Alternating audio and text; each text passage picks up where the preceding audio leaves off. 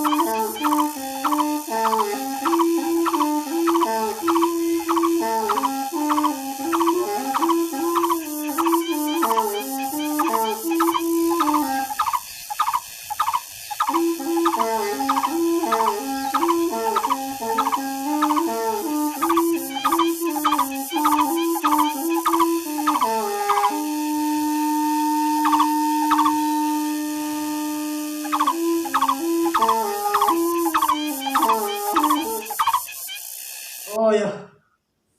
chỉ một bà chúa để chúa chỉ tôi rồi nè, thọ sẽ là rồi lúc gì thế này à, làm nông một xí, bây mong tu chỉ mong tăng tu chỉ, làm nông một xí này à, chỉ tôi chúa là thay rồi lúc gì, nên đó cho tôi再chúa了，那个再chúa了，那么哈，xí小xí kia này à, kia cho chỉ tôi chúa. Có chơi chua thì bên mong tên từ bên mong lì tràm lại ya nó nói lúc tràm lại mong này ya khả năng có khi ta thì giờ bên mong chú chỉ giờ nên là cô mua lúa trồng đào rồi trồng sai sẽ lại này ya và thì sẽ là chỉ sao đi chợ thì và thì sẽ là bắt chân là cũ nhớ rồi giờ tận tên nào bên mà xin chữ được để chia này ya